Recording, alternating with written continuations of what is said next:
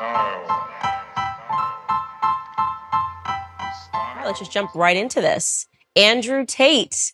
Long time. I know, it's been a very long time. Very long time. Actually, I met you downstairs at the Ritz. Correct. George and I were engaged at the time. Yep. And I probably was very swept up in George and barely got time to talk to you. But I do remember you being very polite. So it's interesting to fast forward to today, and you were very much in the UK circuit. Yeah. Now it seems like your celebrity is kind of really hitting the US market. They're kind of finding you for the first time, digging up a bunch of old clips, and there's a lot of pressure now on conservatives to say something really awful about you. There seems to be a pressure on everybody on all sides to say something awful about me. I kind of feel like I've been placed in a position where there's always someone attacking me new each day. But I guess I was built for it because it doesn't bother me like it should, perhaps. You seem to be doing pretty well given the circumstances. I know the truth in my heart, and I know that what I say is the truth, and I understand very well the internet and how it works. And I also think I'm perspicacious enough to understand there's certainly a degree of weaponized virtue and perhaps a degree of jealousy and perhaps a few other things that are involved in all of these attacks. I don't believe that people who sit and attack somebody for their past, especially something from so long ago, are genuinely virtuous. I don't think it's about virtue. I think it's about, well, I can get some clicks this way, or I can get some views that way, or he did the biggest interview ever, or whatever it is. There's certainly some other motivations. And I don't want to say water off a duck's back. I don't want to come across as arrogant. However, I do believe that since the dawn of human time, every single king with any kind of empire was constantly at war. And I think if you're going to become one of the most famous people on the internet, you're going to be at war. And you'd be a fool to become massively influential and then cry about the fact that you end up in constant battles. It doesn't matter if you're Napoleon or Charlemagne or Genghis Khan.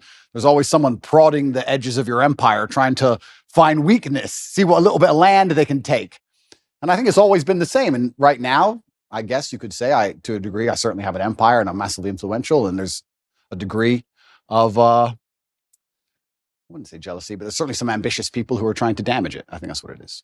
So I did see a mashup clip that we're not going to show because I thought it was unfair. I will say that. Yeah. Only because there was no context provided to the clips. It was just an extract of something that you said that 10 years ago. Some of them were literally 10 years ago. Yep. Didn't know what year it was from, didn't know who you were talking to, didn't know what context it was. And I've been victimized online by something like that before, where somebody takes something abstract and says, well, this is what must be what she means, until they're provided the full context of the clip. Yep. And I also take exception to, I think, digging back 10 years. I don't know who could survive that litmus test. I'm 34 years old today. Yeah. 10 years ago. Today, I speak to my audience. I talk about, they call me puritanical. I talk about, not drinking. Yeah. I think the biggest change has been becoming a mother. Yeah. And it would really be unfair if we went and found Candace at 24 years old, liberal, dancing at One Oak, and said, well, look at these clips of Candace Owens. Fortunately, I had no cameras in my face 10 years ago. Yeah. You somehow did. So I think it's a bit unfair. I also think that some of the critique that is coming your way is coming from people who are well-intentioned, like they actually don't perceive, maybe perhaps, okay, this is 10 years ago, what the context is, has he changed since? So I will ask the question, and we are going to get into some of those clips. You said you're an open book. Yeah.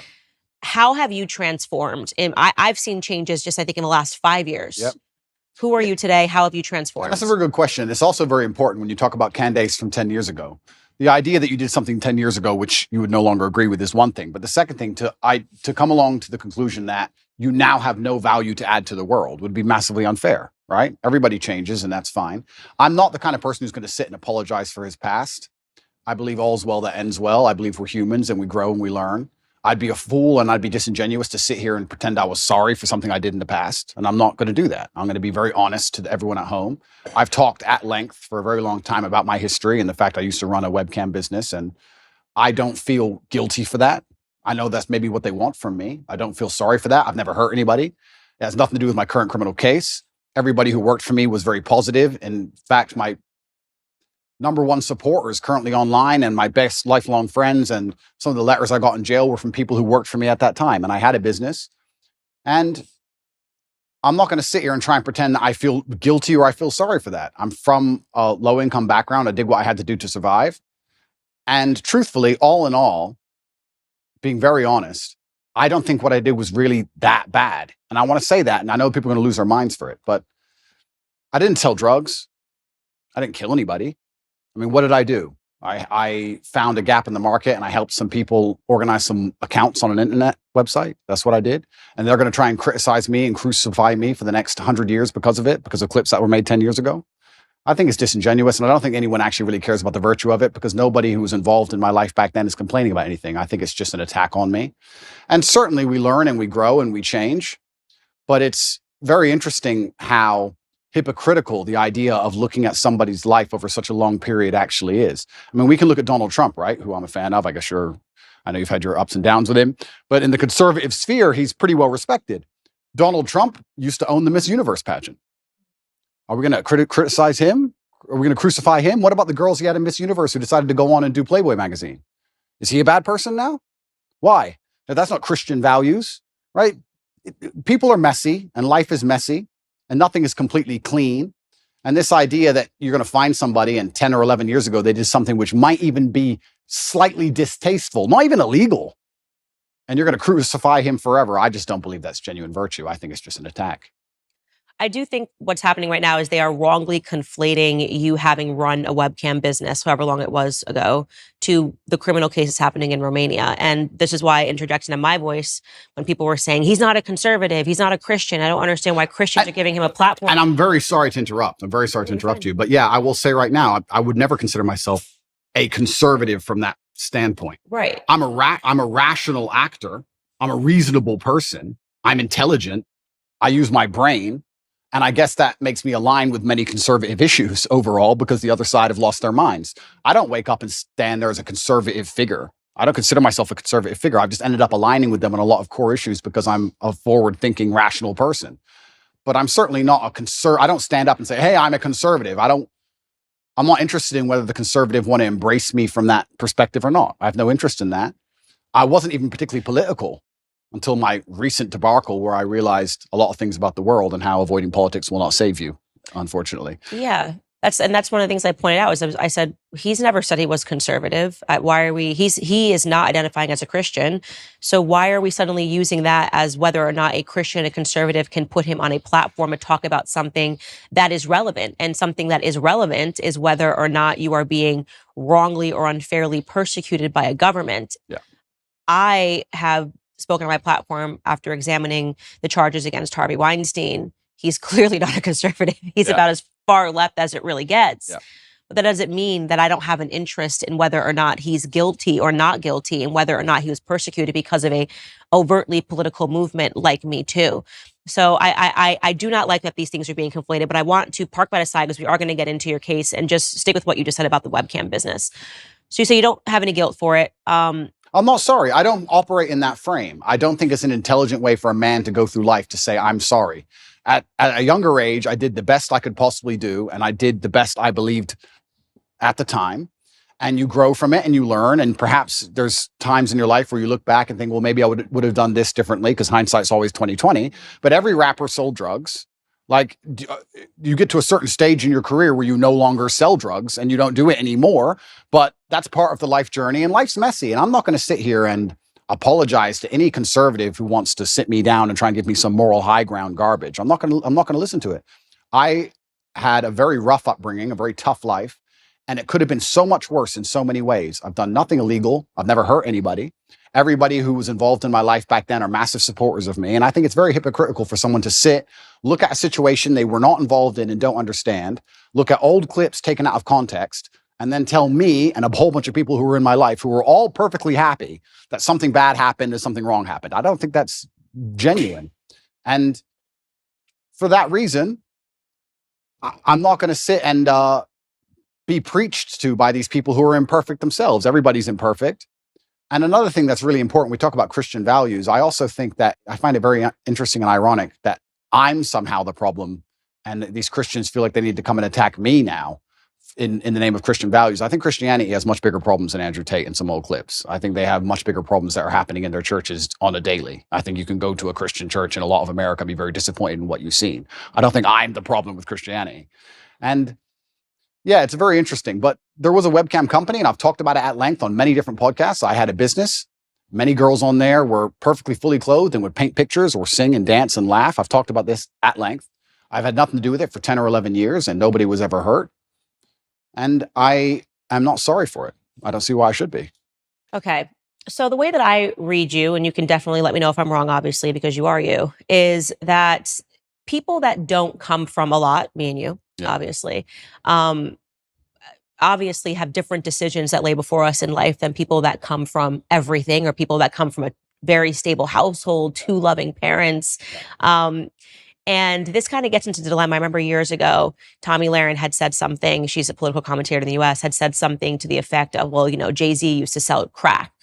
And he sort of laughed. And he probably did. And he did. And he sort of laughed this off. And I remember looking at that because I looked up to Jay-Z's music so much, and I looked up to him because it made it possible for me to change my circumstances. And you're looking at this guy who comes from nothing. He came from the projects. He sold drugs. And then he doesn't have to sell drugs anymore. And he's now talking about ideas and talking about business. So I was able to more closely understand and go, okay, I can actually climb out of these circumstances, even though I wasn't born, with a ton of wealth and a lot of opportunities that some people were. Yeah. And I think it's very difficult for people that don't come from nothing to understand that. And they're so sure that if they were in desperate circumstances that they would still never do anything. But this is their massive mistake. And you're right, but this is their massive mistake. The reason I have such huge affinity with the youth of the world today, especially the masculine youth, is one, because a lot of them are disenfranchised, which is one conversation. But two, also the reason my reach is so global, the reason I have so many fans in Slovenia and Southside Chicago, and I've had kids from Ulaanbaatar come up to me, Mongolia, all around the world, is because I speak to the disenfranchised, and part of that is always going to be, or is going to involve, financially disenfranchised. I'm someone who comes from absolutely nothing and made himself into something. And unfortunately, there's a rocky road sometimes, like you just described with Jay-Z, to get that done. But if I would have been born into a perfect family, like you said, two loving parents, family was rich, white picket fence, and I was saying all the same things, then they wouldn't have the same affinity. So if you look at even a lot of superheroes, you look at Batman, he's a flawed person. And I think the reason I'm seen as a hero and the reason I have the fan base I have is because to a degree, I've always been a flawed person and I'm not a perfect human and I don't want to be. And I think that actually adds a lot of credibility to my character as a whole, that I've become the kind of person who believes he can add value to the world. And just like you said with Jay-Z, he changed. And the biggest thing for me personally, though, truthfully, and I want the whole world to understand this, I've been forensically analyzed by multiple different federal agencies from different countries for the last 17 months, analyzing every aspect of my entire life across the last 10 to 15 years. And what did they find? An old YouTube clip? That's the worst they could find. No sexual perversion, no drugs, no genuine criminal acts. They found something semi-immoral in a YouTube clip.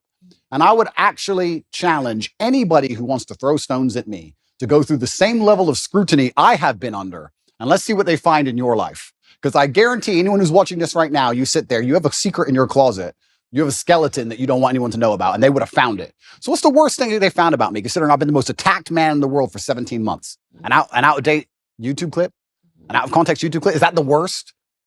I think it's crazy that people aren't even sitting there and going, okay, this guy's been absolutely attacked and from every single angle, and this is the worst they could possibly drag up. Right. No, I agree with you. So the question I would ask you, though, because obviously you've moved away from that business, the thing I find to be the most interesting about you is that younger boys love you. Yes. They absolutely, like the 12, 13-year-old, 14-year-old. I have not come across a 12, 13-year-old boy who's not just an Andrew Tate stan. Yeah. And I think it's remarkable. It gives you a lot of power. And I think this is perhaps the interest that a lot of people have in you is, what are you going to do with this power, right? You have all of these boys, they believe in you, they stand up for you. And that is why it becomes important to state, I'm not sorry that I lived this. I don't think I would say that I'm sorry for decisions that I made when I was young either, because this is the deck of hands that I was given. What do you want me to do? Yeah. But at the same time, I do try to, now knowing that I have such a following of a lot of young ladies that follow me, say like, listen, I did the idiot stuff, so you don't have to. Power and responsibility go hand in hand. And that's the thing that's so interesting, these out-of-date clips, and they want to talk about these things from 10 years ago. At the time when I was talking to camera, those videos were made for private circulation initially. Secondly, I wasn't trying to educate the world on anything back then. I didn't have the kind of power and influence I have back then. The way you say something to a video which has 50 viewers has to be different than the way you say something to a video that has 50 million viewers. Mm-hmm. Power and responsibility absolutely go together, and I understand that very well, and I understand the power I have. And I do believe I'm now an absolute force for good in the world, and I'm far more careful with how I'll project myself with certain ideas. Absolutely agree, completely. But that's the thing that's even so crazy about all of it. These old videos that everyone's so concerned about wouldn't even circulate if my haters weren't constantly trying to use them against me. They'd be disappeared into the history of the internet. I don't know where these things come from. I don't know where they were found. I don't know where they are. It's kind of crazy. A lot of people are making all these constant attacks on me, and I don't watch a lot of it. I'll have to be honest with you, Candace. I don't watch all of it, but a lot of the videos are so outdated. The only reason they even exist now is because my haters are so desperate trying to take me down. They don't have any concern for them being seen because they wouldn't be circulating them otherwise. So yeah, absolutely. Power and responsibility go hand in hand. And I do believe that I now have a huge platform, and with young boys, they're exceptionally interested in my case. I do believe to a degree I'm an anti-hero. I do believe to a degree that the harder I'm attacked, the more credibility is given to me in the eyes of my fans. I think that they see, everyone's out to get this guy. Everyone was out to get Batman. This kind of feels that way. And I do try and lead everyone down a good path and say extremely positive things. And I don't think anybody is finding any clips from the last 5 to 6 years which have anything negative in them. Right. I think you've changed. That's why I say over the last 5 years, I think there's been a seismic shift. And speaking to boys, like younger boys, I think one of the things that they're really suffering from, I get tons of responses rather unexpectedly whenever I talk about the topic of pornography on my show.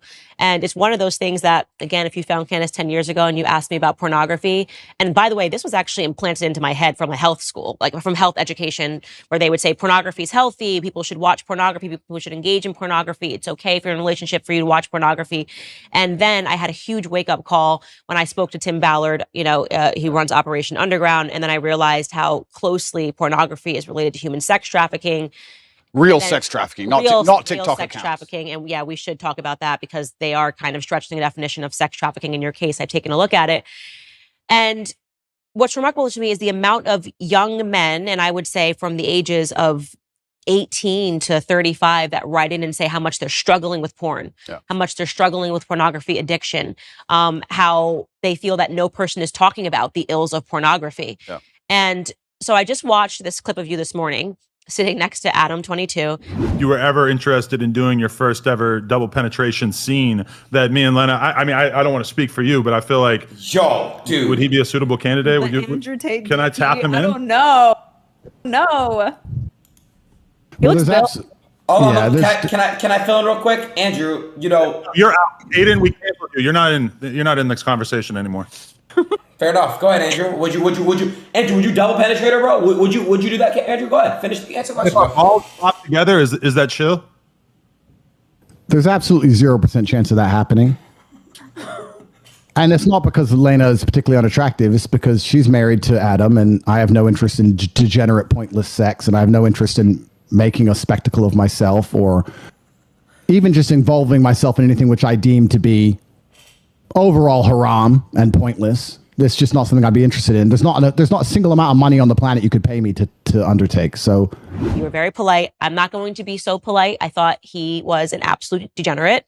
And I mean that. The idea of having a woman making the vows that you make in marriage and literally offering her body as he did to you was a form of degeneracy. And you were being very nice and measured. And I think that for that moment, that was the best thing that you possibly could have done because she looked quite vulnerable. Yeah. Lena, I think is her name. Yeah. But how do you reconcile that now, right? You're in a circumstance like this. You're being polite. You did say I'm uncomfortable. You did say that I would never do this. And I think that was really important for you to say. But you're not the same person. I mean, how did you? Yeah. Even reflecting on it. It's so disgusting. He offered you his wife. It is pretty disgusting. And it's also pretty misogynistic because he didn't ask her. He offered her.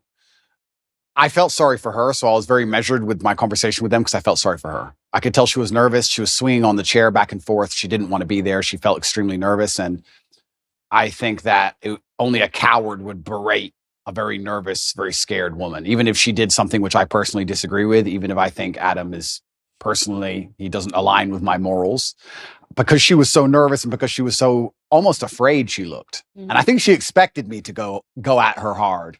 So I just felt sorry doing it.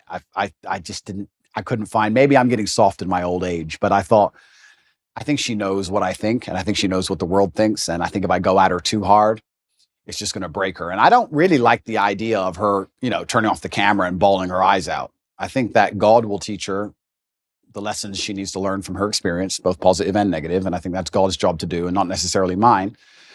But yeah, it was certainly uncomfortable, and it shows how degenerate the world is becoming.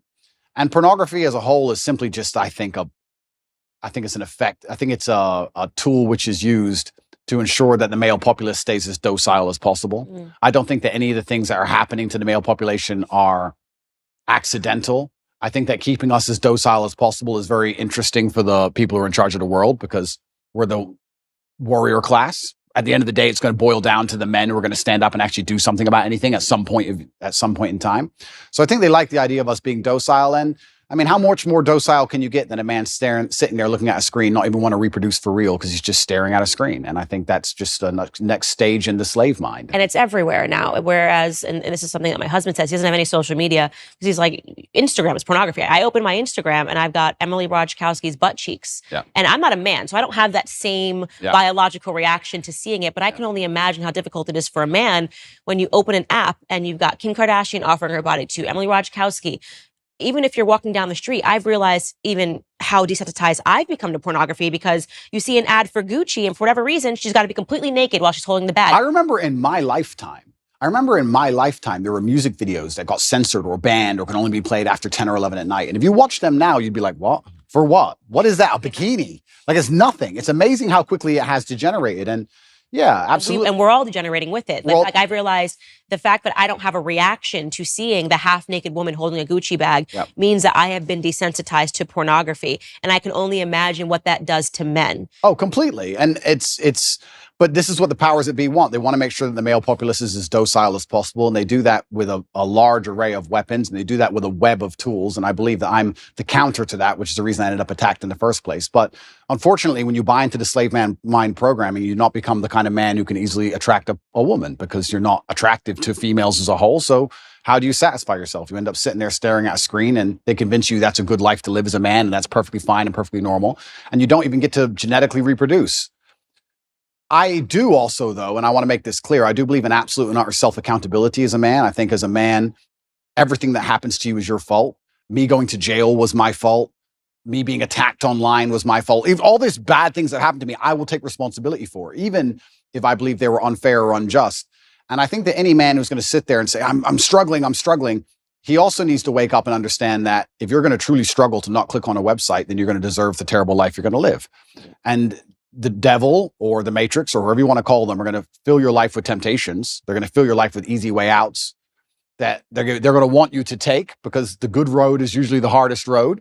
And if you're going to continue to fall for them, then you're going to have to suffer the consequences of that. So it's double-edged. It's certainly difficult that pornography is everywhere and men are struggling with it. But to me, what's even more upsetting is that these men don't have enough fortitude and enough mental strength to wake up and say, I'm better than that. Okay. But this is the thing, right? So I'm about to get started, Candace. Good, get started. This is the thing. But this is the thing, right? So when you attack a man's mental fortitude on one issue, you attack it on all issues. This is why it's done purposefully. To resist a slave mind, you need to be able to resist in the first place. How can you resist a slave mind if you have no physicality, you have no willpower, no ability to mentally resist anything? Well, then what you're going to end up doing, you're going to end up eating the bugs and watching the porn and sitting in front of your computer. And that's what they want from the people. So I think that it's actually all very interconnected. People come at me with the porn problem, and I get the same thing. Guys say to me all the time, hey, what are you going to do? What should I do? I struggle with pornography. And I say, that's because you have nothing else in your life in order. If you were in good physical condition and you had the money you were supposed to have and you had the mentality you were supposed to have, you wouldn't need it. So the reason you're so addicted to porn is because everything else in your life is a failure. And yeah, it's certainly a complicated issue. It's a difficult one. And this is why they fear male agency so much, because when men truly wake up and decide to be the best versions of themselves, they're hard to control, because all these control mechanisms fall by the wayside. They don't want the porn anymore. They don't want the antidepressants anymore. They don't want the garbage anymore. And now you have a whole bunch of men who actually want truth and honor and respect, and they want to live for something. And then what are they going to live for? They're going to want to be brave. They're going to want to do the right thing, regardless of how dangerous it may be for their own personal circumstance. And that sounds like a difficult population to enslave. And that's what's scary. So how do you reconcile, first off, how long ago was your webcam business? Yeah, so I stopped having any involvement with it. I think 8 to 9 years ago I stopped. It was a long time ago. It was at the early stages of the internet. And I'll explain it one more time for people. I've explained it already at length, but I'll explain it from the beginning. I had a company. I was fighting at the time. And on a side note, I actually want to make this clear. We talk about things people have done in the past for money. I beat people up for money. I hurt people for money. I don't often tell people this, and I think it's the first interview I've mentioned it in. There's a person who can never walk the same again because he fought me. I've had 87 professional fights, and I did my best to kill people. You're going to sit here and talk about what I did for money. I literally hurt people for money. And I'm not a perfect person. I'm not sorry for my kickboxing career or my cage fights. I'm not sorry for any of it. I had bare knuckle fights. I'm not sorry for any of them, right? I was a person who had to pay the bills. I lived the life I lived. I used the tools I had. And I ended up opening a webcam company where girls would sit on a laptop and they would talk to guys on the internet for money. That's what they would do.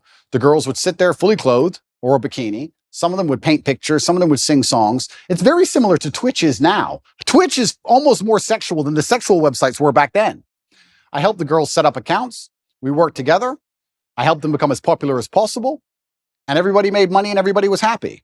And nobody is complaining about it. Nobody's upset about it. None of the girls who worked for me are upset about it. The government aren't after me for it. It's perfectly legal. Nothing's wrong with it. There's just a whole bunch of people who now think that they can take the moral high ground against me because I previously ran this company. And I think I can anticipate the question you're going to ask. How do I reconcile with the fact that I used to produce pornography or degree pornographic content? Now men are writing to you like, how do I? And now men are trying to escape it. Yeah. That's a really good question. There's a few different ways I can answer that question. I think the first way I'll answer it is if you own a liquor store and an alcoholic comes in and you refuse to sell him alcohol, does he stop being an alcoholic? No. He just goes and buys from someone else. So that's the cop-out answer. The cop-out is, well, these people who are addicted are always going to be addicted regardless of whether I did it or not. So that's the cop-out answer. But the second answer I can give, which I think is more detailed and probably more nuanced, is one, I intimately understand the relationship between men and these websites. I've had and seen men give away their life savings to girls they've never met. I've watched and I've seen it. And I actually think a lot of the insights I give, a lot of the things I tell the world about the male mental health crisis, about men being so constantly lonely, about how important it is to build yourself into a high value man, about how money alone is not enough. I explain all these things. A lot of these are lessons from the webcam days. I saw dudes who had a whole bunch of money, no other attributes, and they ended up on these websites spending hundreds of thousands of dollars because they didn't have anything else. So I think I learned a lot of important life lessons, and I do my best to try and pass them on to people. But I guess also, and this is the final answer I want to give about this whole subject, is that I do think I can take the question you're asking and reverse engineer it and use it against the people who are trying to attack me for it. My answer to it would be, how do you sit and want to criticize me for being involved in the production of pornography 10 or 11 years ago if you're involved in the consumption of it? Because you're creating a market for it. So anybody who wants to sit and say that I did things wrong, that's fine. You're allowed to throw stones. But if you're in a glass house, if you have ever signed up to an OnlyFans account, if you have Instagram, if you're following these models on Instagram who you don't know, who are showing their tits and ass all day, if you've watched porn, if you fancy or think some beautiful woman on a movie, if you're going to live in lust yourself and you're funding this entire industry, you're downstream, you're at the bottom of it, how can you then take the moral high ground on the person who's producing it? That doesn't make sense to me. So if you've totally abstained from pornography your entire life and you've never looked at it ever, and you've never been involved with it ever, and you're a perfect person and you want to come along and say what I did was wrong, that's fine. But I don't think most people who are complaining can even say that. I don't think they can. And I will once again state this, and I'll state this as a matter of almost fact. The level of investigation I've gone under, the level of forensic investigation my life has been submitted to, most people don't understand. Most people have never been through what I've been through. They've not had their entire life forensically analyzed, every word they've ever said, everyone they've ever spoken to, every WhatsApp chat, everything, head to toe by federal agencies for the last 10 years. And the most they come up with is that I ran a webcam company, which I've already admitted to. That's it. Take these people who criticize me and see how many porn websites they've been on. Get their laptops, see the they've Googled, see who they've spoken to. Like, it's all massively hypocritical. I do understand that some people would hear that and go, oh, he's a bad person, etc. I don't think I was a bad person. I never hurt anybody. I think I could have done much worse things. I know many people from my circumstances who did many things worse than what I did. And all in all, I'm not going to sit and pretend I'm sorry for something I'm not sorry for. And I just want to make it clear to the world that, like you said, people come from different backgrounds and people grow and people change, etc. But I also look at the world in a different way. I think that we're all constantly doing our best I think I'm doing the best I can right now. When I'm 55, I might watch this interview and think I'm an idiot, right? And I think we're all constantly doing our best. And I did the best I could do at the time. And I don't think it makes sense for me to hate past me for doing his best. I just don't think that's a very constructive mindset. I think it's really important for conservatives, people that identify and say, I'm a conservative, to recognize that the people, it's not people that are perfect that are bringing people over to our side. I was not brought over to conservative principles by people preaching at me and telling me how perfect their lives were. It was actually people that were much more broken that led me here. Which is fascinating. I got interested in business because of Jay-Z. Yeah. I criticize him all the time now about things that he does. But you're not. I got interested, Kanye, in Kanye West, him doing a Christian album and things of that nature. You need people that are flawed. You need people that are real. This is the thing. I'm not particularly political. I didn't consider myself particularly political, but it looks like I'm kind of ending up there. And like I said, I'm a realist, which puts me on the conservative side, and I'm not stupid. And I understand very well about the world and propaganda and what they're trying to do to us. So you end up being a conservative by default. But you're a real person if you have flaws. If you want to sit and tell a disadvantaged youth growing up in the south side of Chicago how he's supposed to live his life from your perfectly manicured garden and your white picket fence, you're not going to get through to that person. They don't care what you have to say. It actually becomes a bit of a turnoff. Absolutely. It's like those are things about me that I don't think will ever change, which is why I get your following. I get what people like about you. It's why you say the disenfranchised follow you. And I think it's important for people to understand that. Like, there was no way, and I still have no respect for her at all, but it's why I snap so hard at the Meghan McCains. I'm like, who the hell are you? What have you done in your life that you think I'm going to take advice? You've just been someone's daughter, right? What have you worked for? Absolutely. What have you survived? Tell me something that you lived through in your life that was a struggle. You can't. Yeah. Because your life has been perfect. And so I think it's so foolish to think that I'm going to take a lesson, that I'm more likely to take a lesson from a Meghan McCain, who I don't even think is a conservative. I think she's just a rich girl and got rich in way worse ways than you got rich. What was daddy doing overseas? Yeah. And that's a really amazing point, because we can also look at that, right? Conservatives will sit here and attack me. There are people who are making millions from blowing children to pieces. Yeah. Let's get the world in perspective here for a second. But it's cleaner. They didn't get their hands dirty. Of course. Yeah, I totally agree with you. And that's why I am never the first to bark when someone is suddenly assessing someone's entire life. I'm like, look at you are literally built on the backs of dead Iranian children. Absolutely. And I'm standing up here also, and I want to make this very clear. I've not tried to avoid this judicial process. I've not tried to run away from anything. I'm standing here saying, if I've committed a crime, put me in jail. And if I haven't committed a crime, what can you say I've done? You could argue it was slightly immoral, perhaps. But I also, to a degree, maybe I'm a libertarian, I think if 20 people or 30 people get in a room and they all agree to do something and it makes them happy, then they should be allowed to do it. If nobody's hurt, nobody's upset by it, then they should do it. And perhaps that does make you a libertarian. If 30 full-grown men decide to go into a room and be gay, and they want to be gay, then they should be allowed to go be gay. You're 30 men, you're not hurting anybody, it's what you want to do. If you want to wear red t-shirts, wear red t-shirts. If me and my brother had 30 people, we all got together and everyone made money and everyone was happy, who's others to come along and criticize and say people are victims, people are upset, this is wrong, this is bad, etc. So, yeah, you're completely right. It's amazing how people throw stones and how imperfect everybody is, truly.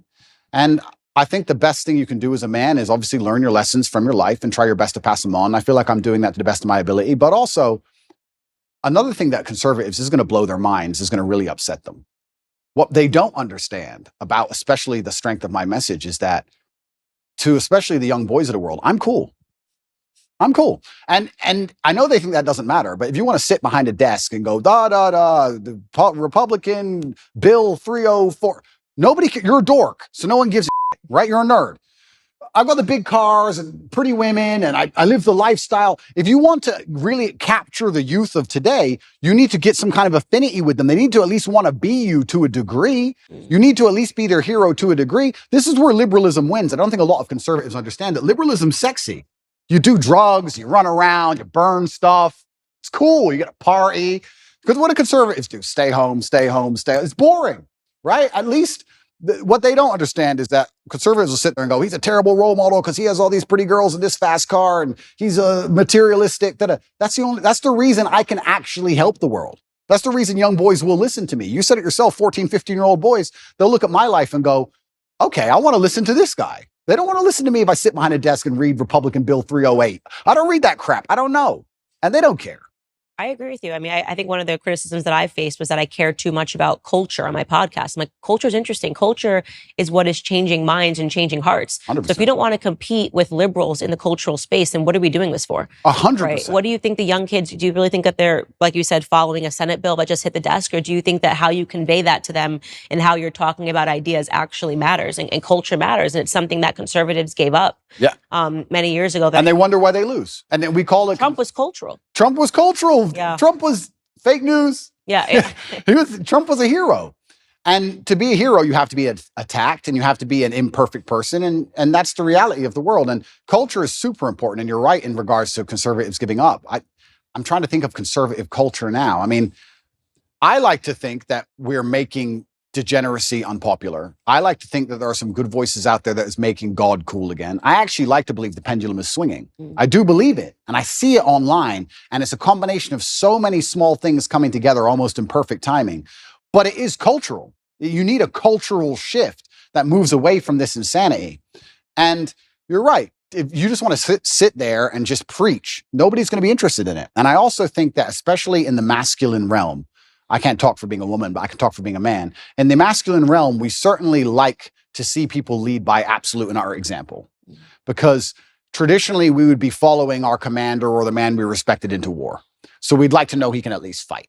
You like to see he's at least brave. You like to see him lead by example.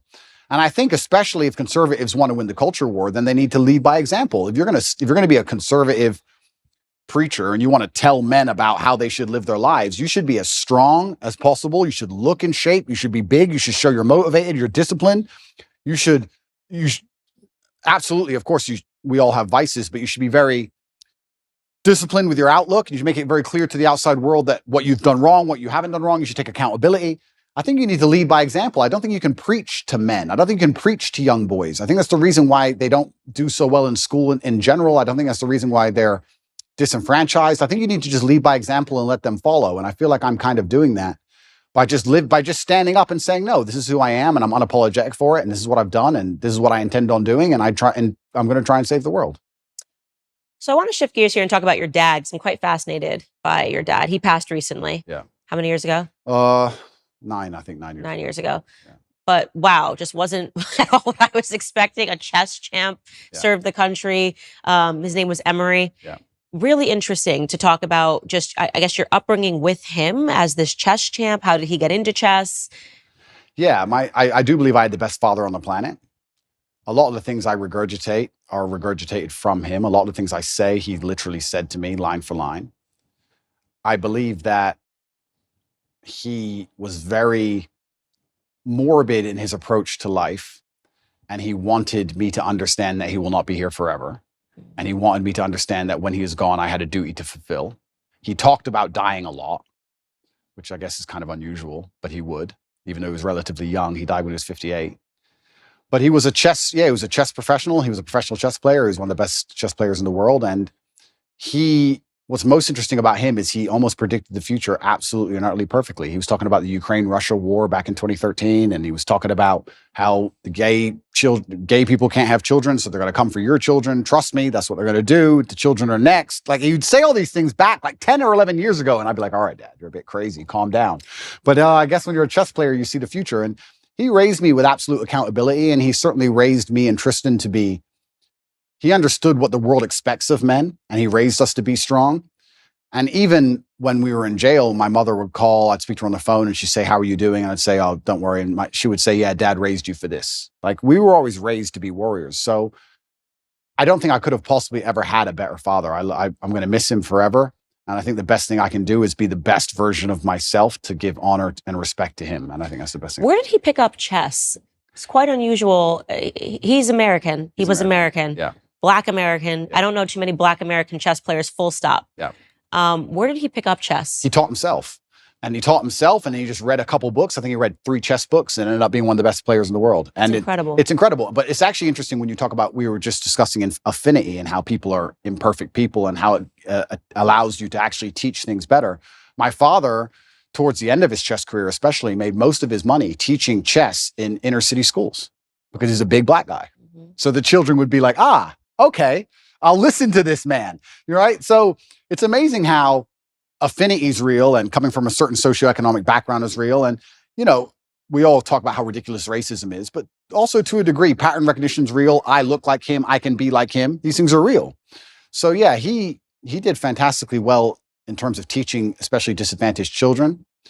And he taught himself, and I wish I had his mind. I'm not nearly as intelligent as he was. I wish I was. You gotta be real smart to be a good chess player. You've got to be better than smart. I actually think you go beyond the realm of smart into I wouldn't say he was on the spectrum, but you certainly get to a new level of socio interactions. Do you understand? I'd go to chess tournaments when I was a kid, and everybody there would be a world level chess player, and everyone was a bit strange, a little bit.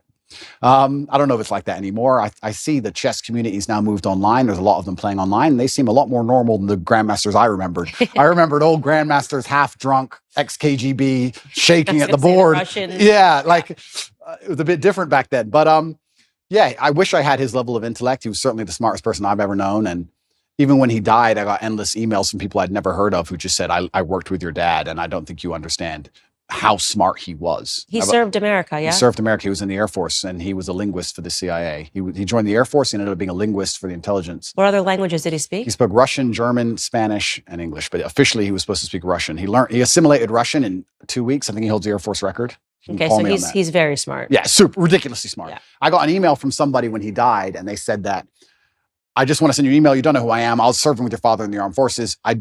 You tell everybody your dad was smart, and they're not going to understand how smart he was. And I want to give you a quick story. I was living with a Russian woman, and I already spoke Russian conversationally when I began the Air Force training to learn Russian. Your father knew nothing, didn't know the alphabet, didn't know nothing. And within 2.5 weeks, he was correcting everybody, including the professor on Russian. Yeah. So like he just read the dictionary. I saw my dad sit there and read a dictionary, just read it.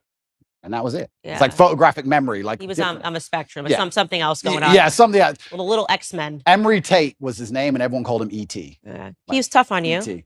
He was certainly tough on me, and I can't express enough how grateful I am for that.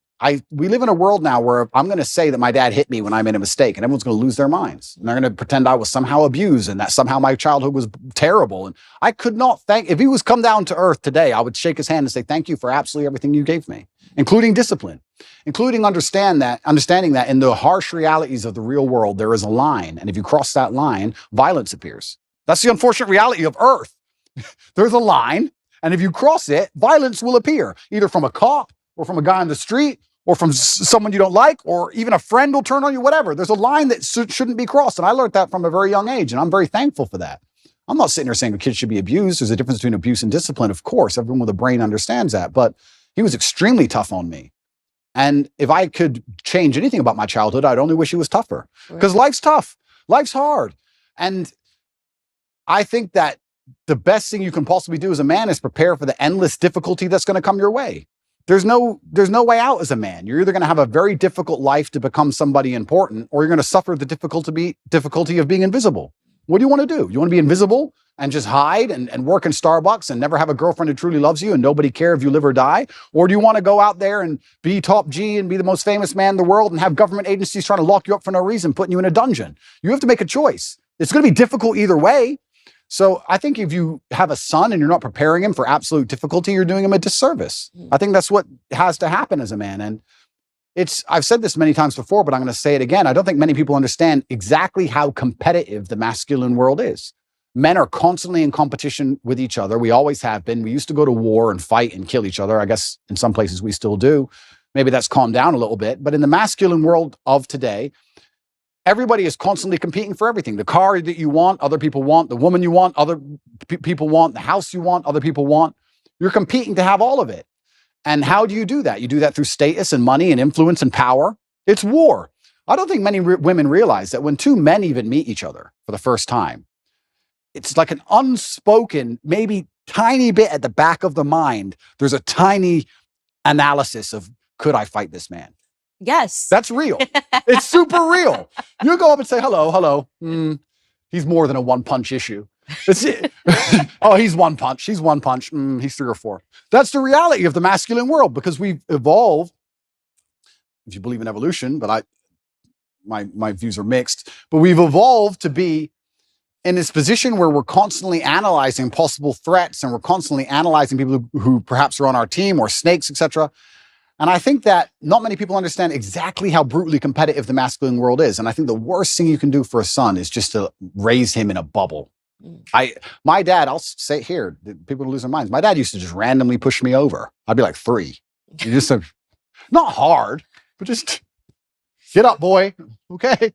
And mom would be like, why are you doing that, son? He's like, you get pushed over. That's life. My mom hated that she did that to me. But yeah, I can give him nothing but praise. I'm really so thankful I had the upbringing I had. Do you think he's proud of you? I'm certain he's proud of me. And it's amazing how much strength I can get from that. It's amazing how much strength you can get from knowing that your ancestors looking down on you and you're doing your absolute best. I also believe that God can be proud of you when you do your absolute best. And I don't think many people genuinely do their best in the world anymore. When I say do your best, people sit and go, oh yeah, okay. No, when's the last time you actually did your best? Like, I don't train to run marathons, but I know if I gave my best, I could run a marathon right now, first try. If I gave my best, life depending on it. When's the last time people have genuinely given their best to anything? There are people going through the world and going through life today that don't give their best or 100% effort to anything ever. Ever. They can't even remember the last time they tried. So when I'm sitting in a dungeon, I'm sitting in a Romanian jail cell, I understand that it is a chance that God has given me and my ancestors are watching for me to do my absolute best and to show to them that I am the man I say I am. You can't become the most famous man in the world for mental resilience and God not test your mental resilience. I think that would be a very amateur way to view the world, that you can now become one of the most famous men in the world who talks about mental discipline and mental resilience and God's not going to test it. I think God's going to come along and say, okay, you want to be Mr. Famous. All right, let's see what you have. So I believed it was a chance to show God and show my ancestors and show my father that I am the man I say I am. And it's amazing how much strength you can draw from that, because I don't think many men especially understand that even if you don't have the strength to be a hero for yourself, you should have enough discipline and enough honor to want to be a hero for somebody else. And if you have other people you truly respect, you should want to be a hero for them. And I think that's the masculine imperative. If someone's going to attack your wife, that's when you become a hero for her. You have to. What kind of man are you if you're not? And you can apply that to other things. If you apply that to your ancestors, or you apply that to God, or you apply that to your beliefs or your core principles as a man, then you can be a hero anytime you want. So it's so funny that you say that, because it really does. Everything goes back to biology. I think about this all the time. No matter how much sociology is behind everything, telling men to act like women and women to act like men, at the end of the day, women want a masculine man. And when they don't have a masculine man and they beat their man into submission, they're not attracted to them anymore. When Completely. it's a tail in between, Yeah. it's just not attractive anymore. And I used to make me think of this boyfriend that I had when you were talking about, just defending the realm, this sort of responsibility that men have. And I remember sitting there realizing that I had to break up with him, because I thought that if somebody burst through the door with a gun, I was going to have to be the one that would have to defend us, because he was just such a flower. 100%. And it's in society is yet blaring at men to do the opposite. And I Well, they're think trying to this confuse actually- us. This is why I think you have a platform. This is my whole theory that I built in my head about why you have a platform, is because Lena Dunham came before you, right? And I think that for years, men were told to act like sissies. Yep. Men were told to put your tail between your legs. That was the message, the agreed upon message that came with, Hillary Clinton running, the Me Too movement, all of these things where men were basically told that if you have a masculine instinct, you're guilty. Yep. And then inevitably, because there is an equilibrium in this world, Yep. because there was Lena Dunhams, because there were the Taylor Swifts, because there was the girl squads, Yep. eventually what would have to happen was that it was going to have to be evened out by someone saying, no, F that, be a man. Yeah. And I don't feel guilty for being a man, and I don't think any man should. No, I don't think so either. And I think that the most annoying thing about all of this is just how genuinely hypocritical it is. Because there's all this feminine movement and we don't need men and men don't matter, etc. That's Music only too, men ain't the whole, it's a agreed upon message that men suck. absolutely. And it's only in the most favorable possible circumstances where females will say that. And that's what's so disingenuous about it, because as soon as things actually begin to get hard, the closer we get to the realities of life, the closer we get to the unfortunate circumstances of the world, and they exist in many places, the faster you will see people look for traditional masculinity to protect them. So it's not even like it's a genuine belief. That's what's so upsetting about it, is that it's just, I don't know if these people are delusional or if they're deliberately hypocritical. I'm not sure which one it is. I think they're brainwashed. I think it's a two-prong approach. I think it's the cultural messaging, and also in the education system, they're actively learning that this feminism is what you need to aspire towards. Like when you get out of school, women, you should want to compete with men in climbing the corporate ladder. Yeah. I actually think there's a mass brainwash that's taking place. Oh, completely. They want to neuter men, and the way you do that is to empower women to a point where they're now the dominant power, especially in the Western world. I believe we live in a matriarchy. I don't believe it's a patriarchy like we're told it is. I actually believe it's the other way around. I can't think of a single law that benefits men over women, but I can certainly think of some that benefit women over men. Mm-hmm. I think it's very dangerous to be a man in the world today. I think that if women want to destroy a man, it's extremely easy to do. We can look at my current scenario and situation I'm in, and many other men are in the same scenario. I can't think of many examples of a man falsely accusing a woman of something and her losing her entire life, where I can certainly think of ones the other way around. So, yeah, they want to turn men into eunuchs because their intention is to make us all slaves. And I say that, and it rolls off my tongue, and people just hear it and they don't actually think about what I'm saying. Their intention is to turn men into eunuchs because they want to make us all slaves. I want you to actually understand exactly what I'm saying to you, because at the bottom line of revolution has always been young military-age males, and they don't want them to have enough balls or enough forward thinking or even enough care for anything outside of themselves to do something about it. Another thing people don't understand is that a lot of these attacks and a lot of things they're trying to do with the culture, especially, they're trying to inject such innate selfishness inside of people that they don't really care about anything that happens outside of themselves. Because then it's very difficult to give a shit about your community. It's very difficult to have any kind of genuine care about your town or your country or an issue. No, they just want you to be self-absorbed, semi-depressed, because depressed people don't fight that hard, watching porn, living inside of your own mind, convinced that somehow you're oppressed for some reason, on the internet typing tweets. That's what they want you to do. And they're going to try and keep you there. And genuine masculinity, yeah, to a degree it's protective, and to a degree also it has parameters. You can't be a man who doesn't say no. You can't be a man who doesn't have standards for himself and for people around him. I'm got labeled as ultra misogynistic because I believe that a man should have standards in his relationship. I believe a man should avoid dishonest people, male and female. You should avoid, if you're a dishonest person, if you lie, if you're going to deceive me, it doesn't matter if you're a man or a woman. I don't want to have anything to do with you. I was sitting talking on a panel show saying that women who are dishonest and promiscuous are not the kind of woman I'd ever want to associate with. And I was labeled misogynistic for that. So it's crazy how they'll attack you, and they'll attack you so violently and so endlessly and repeat it so many times in a bid to beat your soul down. That's what they want, especially from me. I truly believe I'm the number one prize for them to get. If they can get me to just give up. If we can get Andrew Tate to just give up, being a man's bad. Come on, Andrew, say it.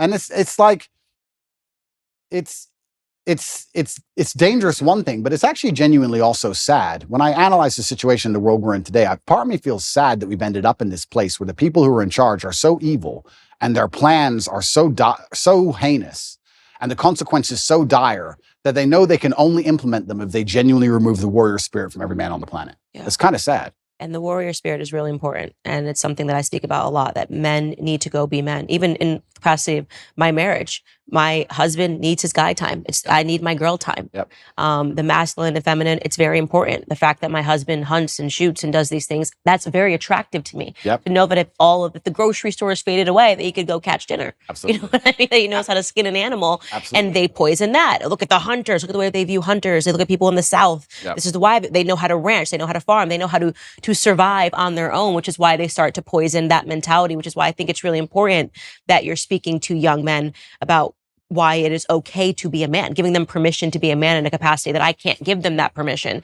In the same way that I try to give women the permission to know that don't allow them to delude you to believing that this is femininity. It is not femininity, Lena, to have your husband offer your body to another man on camera. That's the poisoning. They teach women that this is sexual freedom, that this is sexual liberation. Yeah. I looked at that and I saw a slave relationship.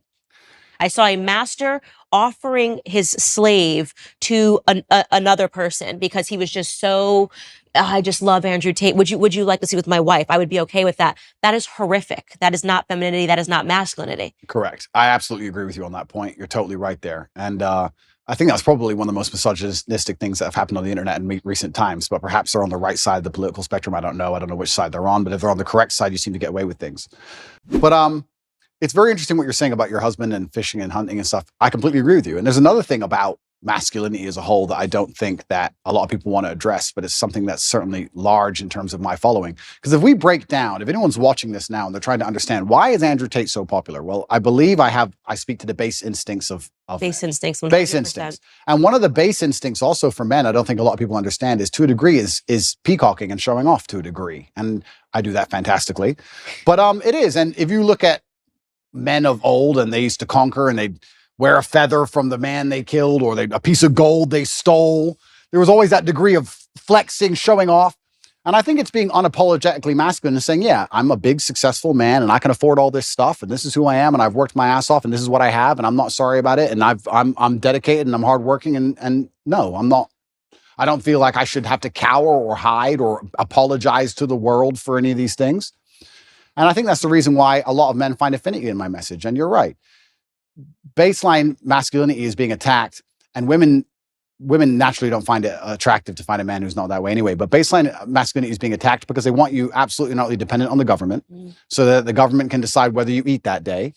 And I don't want to be a pessimist, but I still think in many ways, almost with technological advances, it's going to be very difficult to resist. I think it's actually scary. I don't know how the world's going to be in 100 years from now, but I don't know if there's going to be much freedom left. I don't know about you, but when I look at the things they're doing with CBDCs and electric cars and the way the currency is going to change, it's going to be very difficult to resist without literally starving to death. Mm-hmm. So I don't know what's going to come.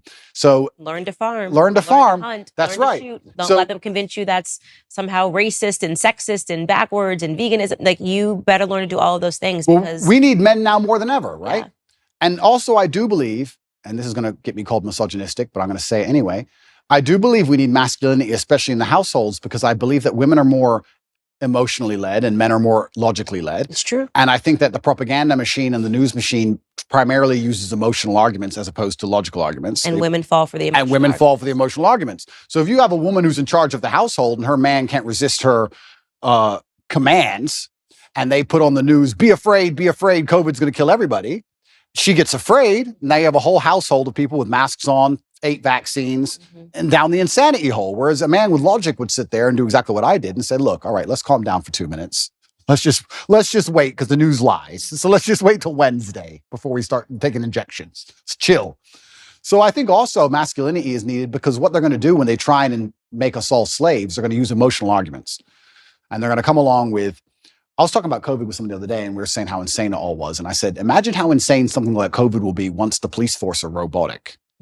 Imagine once it's all AI, no mask, done. Like, at least in certain countries, and I know because I traveled the entire world during COVID, I'll say here publicly on the internet, I broke every single COVID rule. I broke every single lockdown restriction. I broke all of them. Every single one. Never listened to any of them. I broke more. It's a competition. Yeah, so if it's a competition, I broke more. Sure? And from day one, I was like, absolutely not.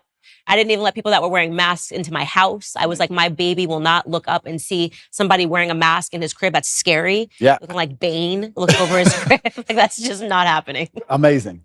But yeah, I mean, me and my brother, we moved to Sweden. We resist the COVID thing from the absolute beginning. We tried our best because Sweden was completely wide open. Absolute insanity. But yeah, even the COVID thing, if you look at it, the emotional argument that was used and how they controlled the world, and they're going to use emotional arguments to control us with everything. I talk about the police force being AI. What they're going to eventually do is say, cops shoot people, humans make mistakes, cops are racist. We're going to give you robot cops that never make mistakes because cops are racist and cops can make mistakes, but these robots never make mistakes ever. And then once all the police force are completely robotic and they've removed all our weapons, you think something like COVID 2.0 isn't coming? You think you're not going to be locked in your house? You think they're just going to let you live in peace and walk around outside? Are you an idiot? And they're going to do all of this with emotional arguments. They're not That's why they want a matriarchy. Absolutely, because with a matriarchy, you can affect it with emotionality. You can sit there and say, the planet is dying. Don't you care about the trees? Give us all your money. And people will sit there and go, oh, yeah, I do feel bad about the planet. Okay, it's just an extra 18% tax. And they can fall for it. So emotional arguments are how you get your way with anything. If you give me somebody, if you put somebody in front of me, I can convince with an emotional argument. I can convince them almost anything. Almost anything. Logic is much harder to do.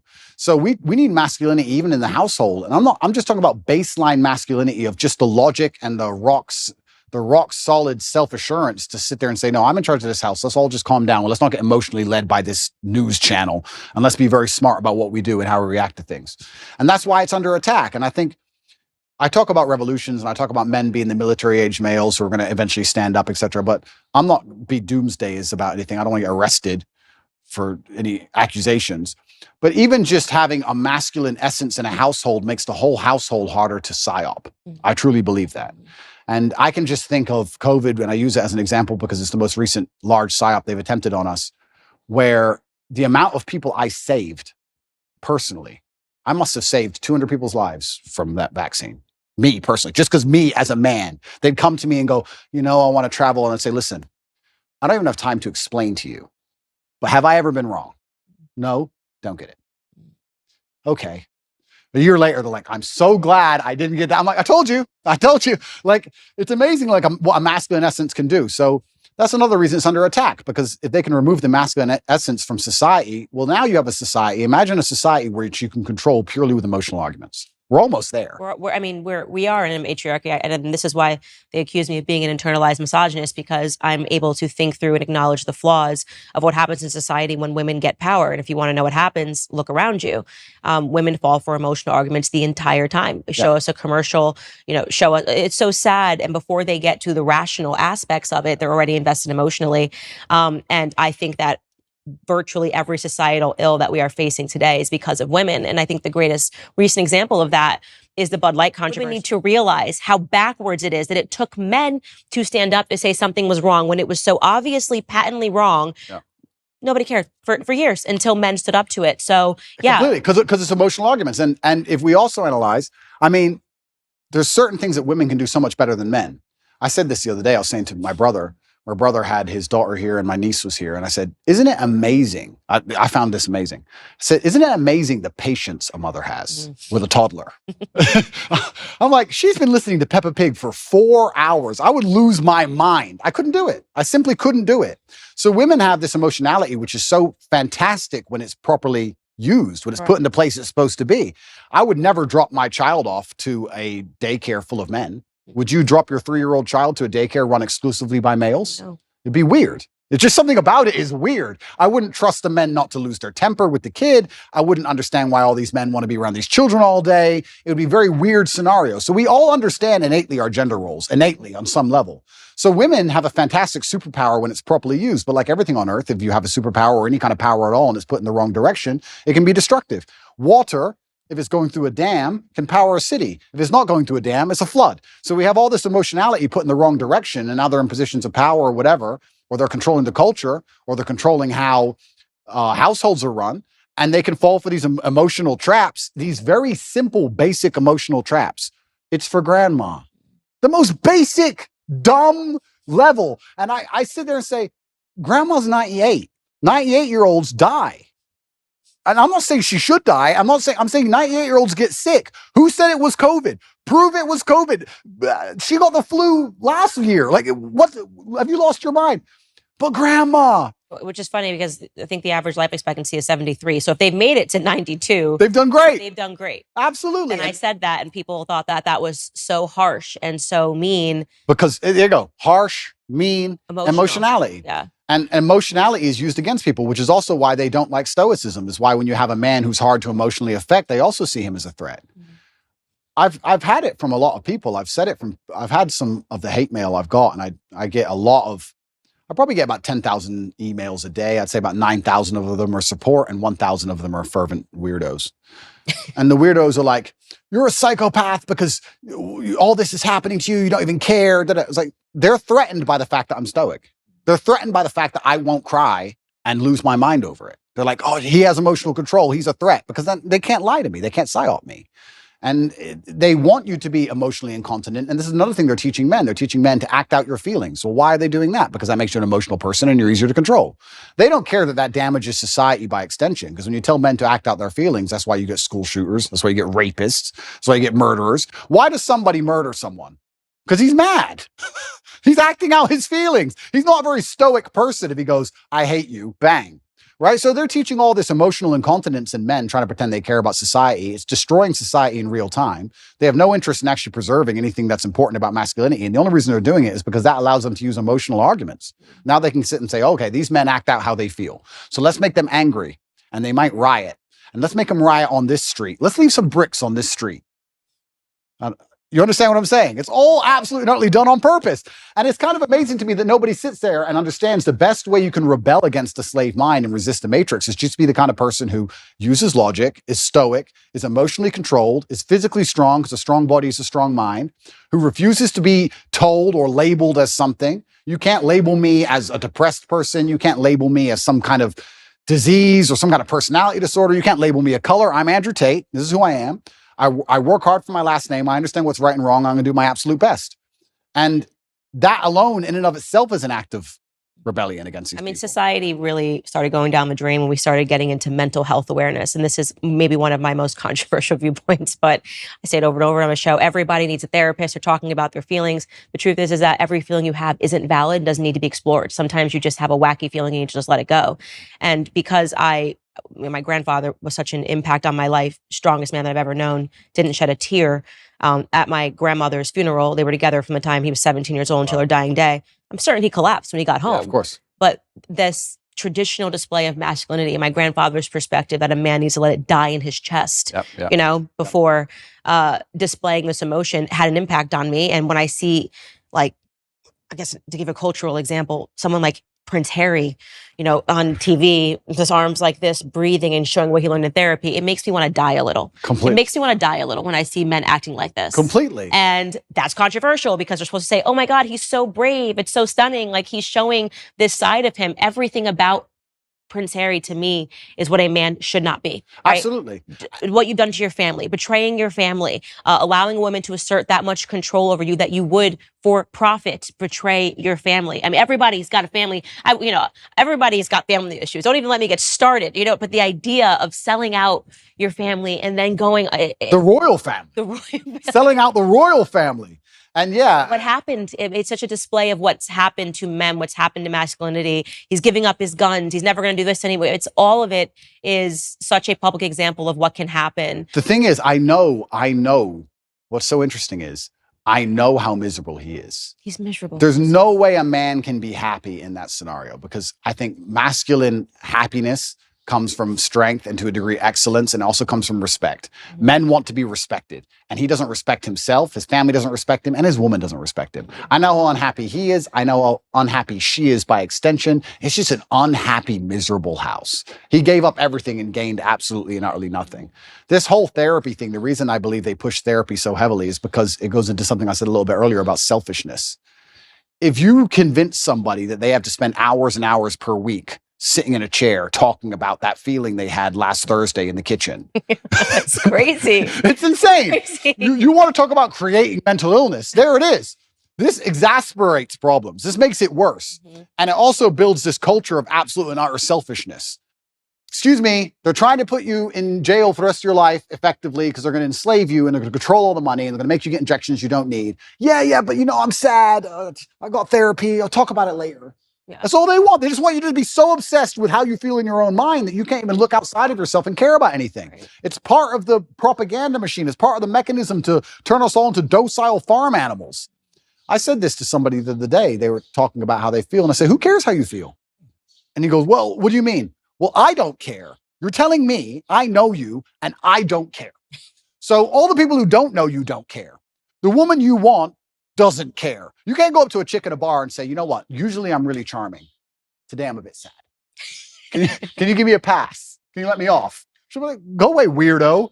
The chick you want doesn't care. The job you're supposed to perform at doesn't care. If the man who wants to mug you decides to pull a machete, he doesn't care. You can't say, bro, I'm not in the mood for a fight today. Tomorrow, please. Nobody cares. So why do you care? All the people out here in the world don't care, but you're going to sit there and you're going to carry me the only person in the world who cares. You're going to walk around telling everybody, trying to find somebody who gives a shit. Good luck. Because what's going to happen is you're going to walk around feeling sorry for yourself, trying to find somebody who cares. You might find somebody who pretends to care long enough for you to get a little bit of dopamine. But all in all, you're wasting time in a hyper-competitive world where people like me who perform regardless of how they feel are just going to perpetually bury you. And then you're going to sit there and wake up and go, why am I a loser? Well, because when Andrew was sad, he continued to perform. When Andrew was in jail, his business didn't fall apart. He was doing push-ups every day. His body didn't fall apart. Nothing about his life degraded when he was in a jail cell surrounded by cockroaches. You're in a plushy bed at home, crying about what? And you expect the male world's hyper-competitive. So you're not allowed almost as a man to put that much importance on how you feel. You don't have time to care about it because you have too much to do. This is what I find so remarkable. If I feel sad, I don't think, how do I stop myself? I need to not feel sad. I just go to work. I got stuff to do. I'm a man. I have things to do every single day. This whole therapy garbage, I can't think of a way faster to ruin your mindset and destroy your ability to resist the perils of life than going to therapy.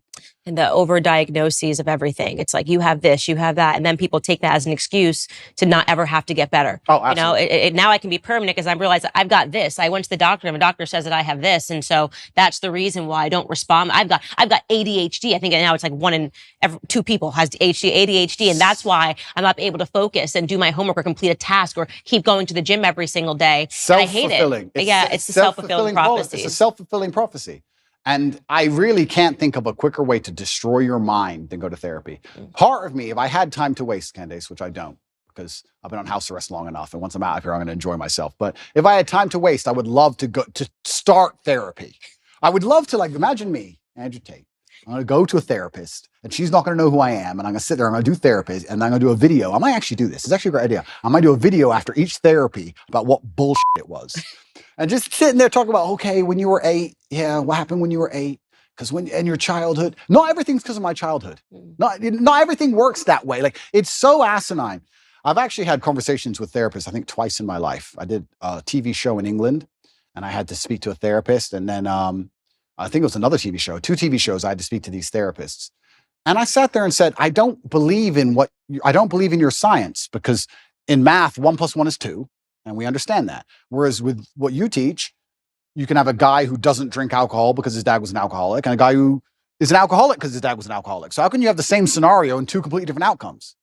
She goes, oh yeah, but there's general rules we can follow. I said, then let's end the conversation. I'm not a general person. I'm I'm exceptional. So can we just stop wasting everybody's time here? Because all your general rules don't apply to me. I'm smarter than you. What have you achieved? Goodbye. I'm a world champion. See ya. Like, it's garbage. And I really do believe, I think there is this mass drive to instill the idea of absolute selfishness in people. I think they're trying to, when I really analyze the ideal citizen they want, the ideal citizen is, yes, docile, and yes, he's unique, but he's also ultimately selfish, because then you don't care about community. And I think therapy is a fantastic way to make you selfish. Because that's all you talk about is, what do you talk about? Garbage. Yeah, why you have the right to act this way, even if you're acting terrible. Why did I do? Well, you know, when I was 9, get a life. Yeah, that's really Prince Harry's book, honestly. Is it? Yeah, I could only get past the first 2 chapters. I was like, it should have just been called Privileged. You know what I mean? And this is the thing. These aren't even struggles. And here's the thing. I think Margaret Thatcher said the best upbringing you can have is good parents and no money. Because you look at Prince Harry you can't talk about anything better for a perfect upbringing. Royal family, come on. It's not his fault, right? Royal family, fine. But he was supposed to have gone to the army. He went to Afghanistan, and supposedly he fought, but obviously he didn't. He's the prince. Played Xbox. Of course, he just sat in the back. But if you don't give a man struggle, look what he becomes. Tell me the kind of man, if I were to say to you, imagine a man who's never struggled in his life. Physically, mentally, everything's gone perfect for him. He's born in the royal family, everything's been perfect for him his whole life. Is that the kind of man anybody respects? Is that the kind of man anyone wants to be? And struggle is subjective, right? So Prince Harry dealing with his current problems of his wife nagging, to him, that's full mental breakdown, right? My problems are obviously much larger, but struggle is subjective. To us, they're almost on the same level. But if you were to compare them side by side, they're absolutely nothing. So as a man, you have to build resilience, and you build resilience through going through something and building a tolerance to it. And this guy's had such a privileged life that he's ended up a miserable, depressed, unhappy person. So this is what's actually very interesting. When men come to me or young boys come to me and talk about something bad that happened to them, I said, good. Absolutely, you're not really good. You should be glad that thing happened to you, because that's the reason you're going to be the man who can resist the perils of life in the future. If bad things don't happen to you, you're going to end up like Prince Harry. You don't want to end up like that dude, do you? No one does. Yeah, exactly. So your life's going to be so easy. You're going to get to the end result, and your wife's just going to wreck you. So you need to have all these bad things happen to you so you build the mental resilience. And that's another thing about masculinity and males as a whole. We're trying to take that all away from them in almost every regard. And it's kind of like, there used to be like rites of passage where a boy would become a man. That's all gone. There used to be this masculine, very healthy peer pressure to be big and strong, and that's all gone. There used to be, I mean, I don't want to use the wrong words. I don't want to get attacked for it, but men used to not pick on each other, not bully each other, but hey, you can't do push-ups, you're weak. We'd push each other in that way, shame each other to excellence almost. We still do it to this day in this house. Tristan's bigger than me. He's 10 kilo bigger than me, 6'4". I'm 6'3". I'm smaller. He'll bench 160, 170 kilo. I can only bench like 150 kilo. He'll call me a for 3 hours. Like, that's just how we are. So I have to get up and try again. That's how men are. We've taken women are too. And that's what I'm really against. Sorry to cut you off, but I'm super against this parenting structure where you don't want anybody's feelings to get hurt. I'm one of 3 sisters. We're a year and a half apart. We tried to kill each other. You know what I mean? All I would do is call my sister. No one has called her ugly or more. You know what I mean? I'm like, you're ugly, you're this, you're fat, da, da, da, da. That's actually good. Yep. You know, it makes you tougher. And when you see these only children who've never gone through anything, their parents told them they were perfect and wonderful. Yep. And I'm thinking, I wouldn't trade my childhood me and my sisters trying to kill each other, you know, every single day. Life's difficult. Over a t-shirt. Yeah, you know? and it doesn't matter how much money you have. Life is always going to be difficult. It doesn't matter how much you try and shelter your children, how rich you are, what family they're born into. Life is going to be difficult. And if there is no struggle in their life, they're going to find struggle, or something that shouldn't be a struggle will become a struggle for them because their life has been so sheltered. And life is hard. So if you can't avoid the difficulty, you may as well get very good at it. You may as well get good at difficulty. And it's amazing when you look at someone like Prince Harry. He's just a man who has not become very good at difficulty, and he's just completely collapsed in the face of a woman who's complaining at him. And yeah, even worse than all that, the dishonor of selling out. We were talking about how I feel a duty to my bloodline and my last name, and I have to do my father proud. He's from the British royal family. Like, and he had no honor. He couldn't even sit and say, look, listen. He couldn't even shut up for them. Yeah, literally. He had to sell out in a book. Like, God does not smile favorably on people who make these kind of decisions. And I think that's why he's going to be unhappy for a very long time. And he's going to realize that it was never worth it. And what did he do it for? Money? You're from the royal family, my friend. You really need money that bad? Like, it's truly shameful. And I think deceit and treachery are the most heinous and most disliked personal qualities, or something you can actually witness somebody do. I think everybody hates them. And it's because anybody can fall victim to them. Anybody can fall victim to deceit or treachery because you trust that person. Everybody trusts someone, right? So if that person turns on you, you're always in trouble. So I think he thinks that he has the populace on his side. But I don't think he understands that when you out yourself as a snake, everybody intrinsically dislikes you. Even if they enjoyed watching the show. Oh, completely. They've stepped away and went, okay, because I gave the example on my show.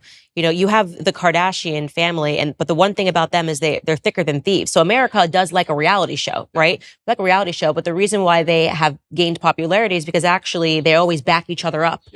They still remained a family unit. 100%. And when you betray that, when you betray family, I think left and right, you just kind of go, okay, maybe that was a little too much. It was fun to watch. It was fun to watch, but we don't really trust you. I don't want to be your friend. I don't want to be your friend. I don't want to be your friend. Yeah, completely. I mean, you're going to sell your own brother out? What am I to you, right? If you do that to your own brother, what am I to you? Absolutely crazy. And then he wonders why. And I also think what he probably doesn't understand, and if he's watching this, you never know, he might. Hello, Harry. If he's watching this, I don't think he even understands that even his woman views him that way. Even Meghan views you that way. Even Meghan looks at you and goes, I complained at you over William, and you were supposed to tell me to be quiet, and you didn't. So now I think you're a bitch. Now what? And you wonder why she's never happy. So now he's in big trouble. I don't know what he's going to do with his life, but he's in big trouble. But it's interesting where I don't see how. It's actually an interesting conversation to have about how psyops can work as a whole. Because when I analyze, especially as a man, and I always talk from the masculine frame, not because I'm a misogynist, but because I'm a man. And I understand the masculine frame because I am a man. If you stray from the archetype of masculinity, if you stray from honor, courage, if you're not dutiful, if you don't believe in putting honor in your last name, if you don't want to be physically and mentally strong, if you don't believe in finding problems to solve, you don't believe in having a difficult life, if you stray from this because you've been psyoped to stray from it, all you end up with is misery. And it's amazing that people will see anybody who's strayed from it end up perma-miserable and still fall for the psyop. I find it incredible that people don't think logically long enough to sit and say, okay, whose life do I actually want? I would never adopt the thinking of somebody whose life I didn't want. I don't know why people even do that. I could sit and have a conversation with Prince Harry for 10 hours straight, and he could be as compendious and convincing and concise, and he could be extremely perfectly articulate with his points. And at the end of it, I'd say, yeah, but I don't want to be you. So I don't want to think like you. So get fucked. Yeah. But I wouldn't want to listen to him. So I don't know why people don't even just wake up and go, okay, whose life do I want to live? What kind of person do I want to be? Who do I want to be like? That's the kind of thinking I need to adopt and install in my mind, because we're all being programmed by someone to a degree. And I don't think you can escape programming. You can just choose the programming that you are going to install inside of your mind. I'm not going to sit and say I'm not programmed. My father programmed me. My fight coach programmed me. The friends I have around me program me. My brother programs me. My social circle programs me. We're all programmed to a degree. You have to be very careful who you're going to allow give you the programming. Because if you put it up to society and culture, the current culture, as a man, you're going to end up like Prince Harry. Do you want to be Prince Harry? It's a big question. It's a big question. And the answer is no. Yeah, the answer is no. It's interesting what you said earlier about putting things back to biology, because a lot of human nature is certainly animalistically biological. And even if we look at Harry and Meghan and how they interact in their home, I obviously don't know, but I can almost guess to the T the arguments they're having. I can imagine him saying, I gave up my family for you. This is what you wanted. I gave you what you wanted. Why aren't you happy? I gave you everything you liked. And he's trying to use a logical or an emotional, well, he's trying to use an emotional argument, but it ain't going to work because she doesn't respect him. But he's trying to use a logical argument with her, trying to understand why she treats him so badly after he completely and utterly complied. But humans are biological, and she, as a woman, wanted him to be a man. She wanted him to have some degree of parameter and barrier. And if you don't put up any parameter or barrier as a man, what a woman's going to do is she's going to push you and push you and push you and push you. She's going to see how far she can push you. That's the reality of it. We can talk about any relationship, whether it's Harry and Meghan or any other relationship. If you're a full-grown man and you don't set parameters or set barriers, the woman's going to push you and push you and push you until she eventually finds one.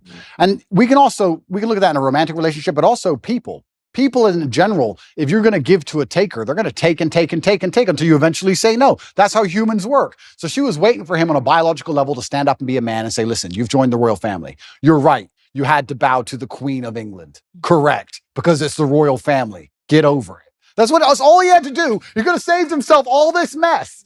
He could have saved himself all the running away and looking like a fool and upcoming divorce and all this garbage if he would just put his foot down. He never did. And she was trying to inspire in him the warrior. I think a woman sometimes tests a man to say, okay, how much will he put up with? Because they want to see, are you a man or not? What if a man's giving you shit? What will you do? They want to see if you're about it. And she was just testing him, and he failed every time. And that's why he's tried to please her. And now he's in a situation where he's asking her why she's unhappy when he's given her everything she wants. And she's unhappy because you gave her everything she wants because you're a punk. Women don't want neutered men. They don't. Absolutely. Even if they personally neuter them themselves, it's not what they want in the end. So I'll ask the question, what do you think men want in women? That's a really good question. And I can answer that one easily. I think that the masculine realm that we operate in is based on respect. I think that men are constantly looking for a way to be respected. I think the world is hyper competitive and we're constantly always looking for status amongst our peers. This is why you will see a man give up his basically entire life to do something which will only gain him respect, even in a very small sphere. There are CEOs who go to work every day and don't even see their family and give up their entire life and work 12-hour days just to feel like the man in that office. Feeling important in that one office, in that one skyscraper, is worth him giving up his life because he feels like he matters. And if he gets more respect in that office than he does at home or anywhere else, that's where he's going to want to be. Men function on that. So if I had to build the ideal woman who could get any man on earth, what she would have to do is understand that I need to give my man as much status and as much respect as possible. I, by extension of him, being next to him, need to make him look respected. And a lot of this is the easy things we know. No one's going to respect a man who's with an ultra promiscuous woman. No one's going to respect a man who's with a woman who is back talking him or horrible to him in public. No one's going to respect a man who's with a woman who clearly isn't interested in him sexually, whatever. That's all the obvious part.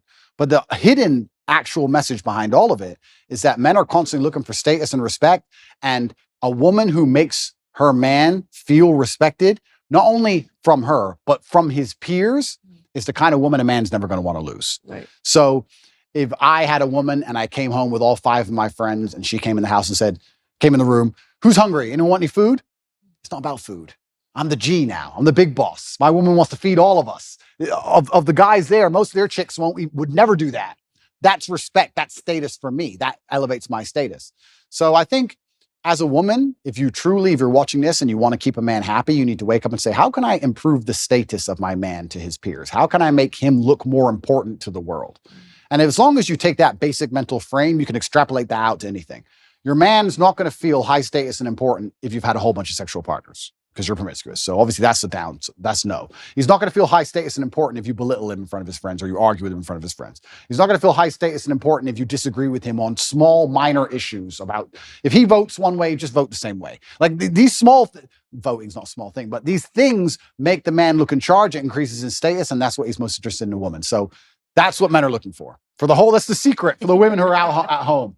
Who are going, men are hard to please. No, men are actually very simple to please. Make him feel important and make him look important. That's it.